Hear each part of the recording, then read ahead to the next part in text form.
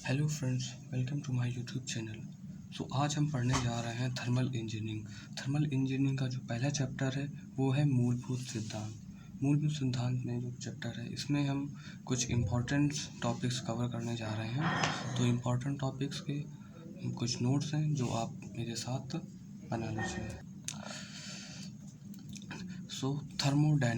Thermodynamics विज्ञान की वह शाखा जिसके अंतर्गत ऊर्जा तथा उसके रूपांतरण का अध्ययन किया जाता है ऊष्मागतिकी कहलाता है। मतलब कि यदि विज्ञान की कोई शाखा जिसके अंतर्गत ऊर्जा तथा उसके रूपांतरण का ऊर्जा का जो रूपांतरण होता है उसका अध्ययन किया जाता है तो वो ऊष्मागतिकी कहलाता है। ऊष्मागतिकी निकाय किसे कहते हैं? वह निश्चित क्षेत्र जिसमें द्रव्य के गुणों का अध्ययन किया जाता है। मतलब एक कोई पर्टिकुलर एरिया होता है जिसमें द्रव्य के गुणों का अध्ययन करते हैं, ऊष्मागतिकी निकाय कहलाता है। इस क्षेत्र में ऊर्जा रूपांतरण ऊष्मा तथा कार्य में जो ऊर्जा का रूपांतरण होता है वो ऊष्मा तथा कार्य में होता है, या ऊर्जा स्थानांतरण तथा द्रव्यमान में गुणों के परिवर्तन का अध्ययन किया जाता है। ठीक है, उसको ऊष्मागतिकी निकाय कहते हैं।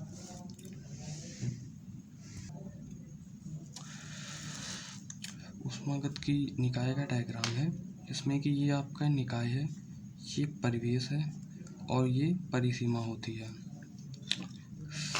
तो परिसीमा मतलब बाउंड्री किसे कहते हैं? वह रेखा जो निकाय के क्षेत्र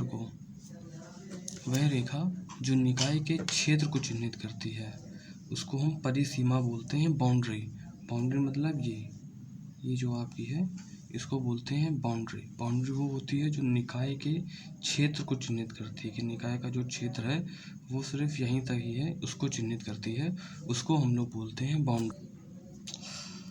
नेक्स्ट है परिवेश को बोलते हैं सराउंडिंग। निकाय की परिसीमा के बाहर का क्षेत्र जिसमें ऊर्जा का रूपांतरण होता है परिवेश कहलाता है। निकाय मीन्स होता है बॉडी की जो परिसीमा मतलब बाउंड्री।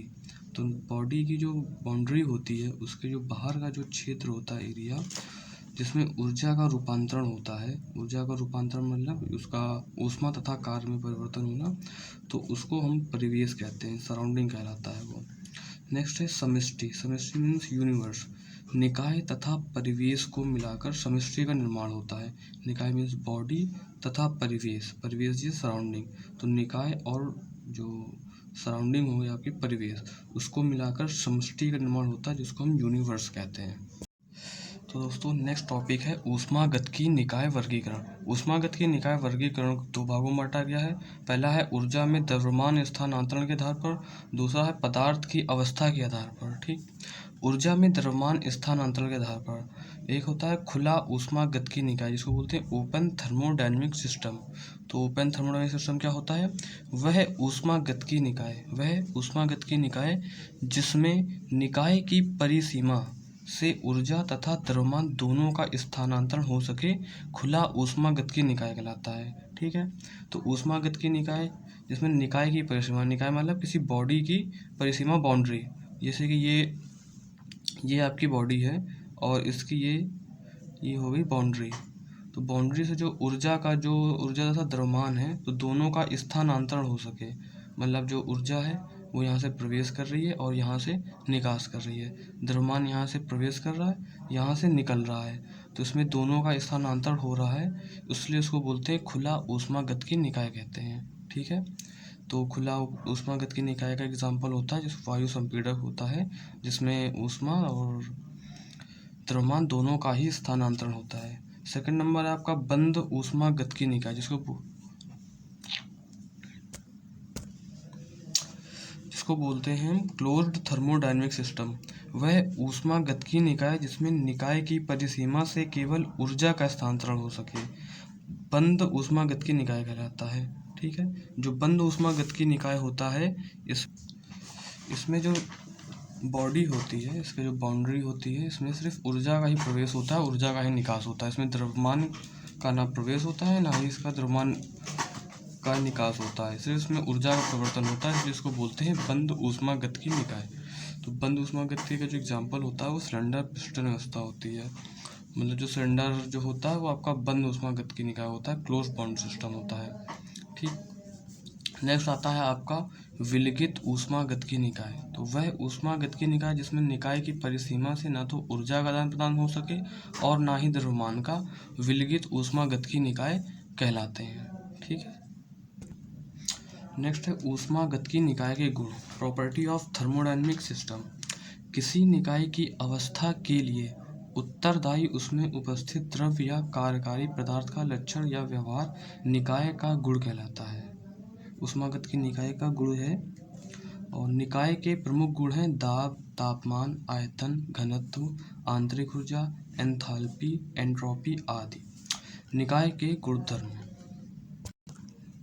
निकाय के कुछ गुणधर्म है। बिंदु फलन गुणधर्म, पॉइंट फंक्शन प्रॉपर्टी। किसी निकाय में ऊष्मागतिकी प्रक्रम के दौरान जब निकाय में उपस्थित द्रव्य या कार्यकारी पदार्थ प्रक्रम के पथ पर निर्भर न होकर प्रक्रम के उस बिंदु पर निर्भर करते हैं जिस पर लक्षण या व्यवहार को मापते हैं, बिंदु फलन गुणधर्म कहलाता है।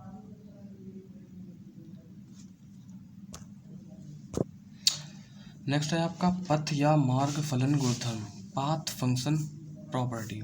किसी निकाय में ऊष्मागतिकी प्रक्रम के दौरान जब निकाय में उपस्थित द्रव्य या कार्यकारी पदार्थ प्रक्रम के पथ पर निर्भर करता है जिस पर लक्षण या व्यवहार को मापते हैं, ना कि प्रक्रम के किसी बिंदु पर, पथ या मार्ग फलन गुणधर्म कहलाता है। गुणधर्म का वर्गीकरण, गुणधर्म को दो भागों में बांटा गया है, मात्रा निरपेक्ष गुणधर्म इंटेंसिव प्रॉपर्टी और मात्रा सापेक्ष गुणधर्म एक्सटेंसिव प्रॉपर्टी। तो मात्रा निरपेक्ष गुणधर्म, यह किसी निकाय के वे गुणधर्म होते हैं जिनका मान निकाय के द्रव्यमान पर निर्भर नहीं करता है, जैसे कि तापमान, दाब, घनत्व या विशिष्ट द्रव्यमान, आपेक्षिक भार, विशिष्ट आयतन आदि। नेक्स्ट है मात्रा सापेक्ष गुणधर्म, यह किसी निकाय के वे गुणधर्म होते हैं जिनका मान निकाय के पदार्थ के द्रव्यमान पर निर्भर करता है, जैसे कि आयतन, ऊर्जा, द्रव्यमान, भार आदि। नेक्स्ट टॉपिक है साम्यता, ऊष्मागतिकी के 16वां नियम का सिद्धांत। नंबर 1 है तापीय साम्यता। तापीय साम्यता किसे कहते हैं? किसी निकाय को तापीय साम्य की अवस्था में तब कहा जाएगा जब निकाय के प्रत्येक भाग के बीच का तापमान समान होगा या निकाय में कोई तापांतर नहीं होगा, इसको हम तापीय साम्यता कहते हैं। नेक्स्ट है यांत्रिक साम्यता। किसी निकाय को यांत्रिक साम्य अवस्था में तब कहा जाएगा जब निकाय के प्रत्येक भाग के बीच बल साम्य अवस्था में हो या निकाय में कोई असंतुलित बल कार्य ना कर रहा हो। नेक्स्ट है रासायनिक साम्यता। रासायनिक साम्यता किसे कहते हैं? किसी निकाय को रासायनिक साम्यता में तब कहा जाएगा जब निकाय के अंदर कोई रासायनिक क्रिया ना हो रही हो। ठीक है। नेक्स्ट है फोर्थ ऊष्मागतिकी साम्यता। किसी निकाय को ऊष्मागतिकी साम्यता में तब कहा जाएगा जब निकाय यांत्रिक एवं रासायनिक साम्यता दोनों में हो। सो फ्रेंड्स, आपका नेक्स्ट टॉपिक है ऊष्मागतिकी का 16वां नियम, जो कि बहुत इंपॉर्टेंट है। जब कोई दो निकाय किसी तीसरे निकाय के साथ तापीय साम्यता में हो तो दोनों निकाय आपस में भी तापीय साम्य होंगे। जैसे कि ये ए बी सी तीन बॉडी हैं, तो सी के साथ ए और बी दोनों आपस में क्या है? साम्य में है, तो इनके जो तापमान होंगे तीनों के एक जैसे हो जाएंगे। ठीक है। विभिन्न ऊष्मागतिकी गुणधर्म। नंबर 1 तापमान। तापमान किसी वस्तु की ताप की माप है, अर्थात तापमान से यह पता चलता है कि कोई वस्तु ठंडी है या गर्म। नंबर 2 है दाब। दाब बल तथा क्षेत्रफल के अनुपात को कहते हैं। दाब के प्रकार, वातावरणीय दाब मतलब एटमॉस्फेरिक प्रेशर। दूसरा है निर्वात दाब, वैक्यूम प्रेशर।